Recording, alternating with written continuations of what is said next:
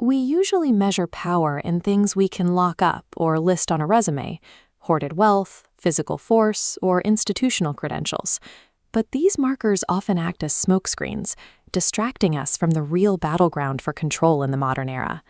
Today, genuine human power relies on a different, much more intimate currency: your attention. What you choose to notice, where you direct your mind, and what you allow to matter to you is the starting point for any form of autonomy. This focus dictates your personal reality. This conscious, deliberate ownership over your own mind is the definition of cognitive sovereignty. Sovereignty grants you control over who you listen to, what information you internalize, and which problems to solve. But this deliberate direction of the mind is currently under systemic attack. You won't see physical force. Instead, the erosion happens through invisible, meticulous design. By surrendering the direction of your focus to these outside forces, you trade your agency for a state of perpetual reaction. You are no longer the author of your own day. We tend to view our digital devices as helpful tools, but the industry behind them prioritizes a different goal: extraction. The tech world uses the term engagement to describe what is, in reality, the deliberate capture and monetization of your focus. This architecture relies on repeatable mechanisms: constant notifications, algorithmic feeds, autoplaying media, and infinite scrolling. Engineers design them to splinter focus, breaking coherent thoughts into thousands of disconnected parts. This compartmentalizes your thinking, reducing complex ideas into isolated data points that algorithms easily trigger. In this system, engagement is the metric used to measure how effectively a user's cognitive sovereignty has been dismantled.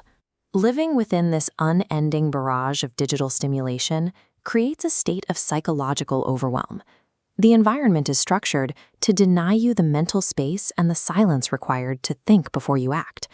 Your mind is pushed out of an intentional state and into one of pure reactivity. By engineering this continuous loop of reactions, algorithmic systems treat your attention as a raw, harvestable resource rather than something sacred. Reclaiming your mind requires a shift toward the irreducible human act. This is the conscious direction of your own attention, maintaining focus even when external systems are designed to pull it away.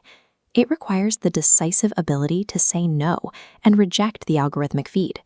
It is the daily choice to prioritize physical presence over digital stimulation.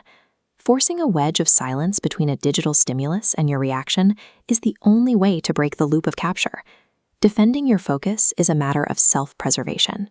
Choosing where you direct your mind is a fundamental assertion of human dignity.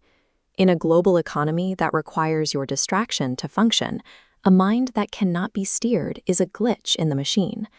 Choosing presence becomes a refusal to be harvested, a revolutionary assertion of your own autonomy.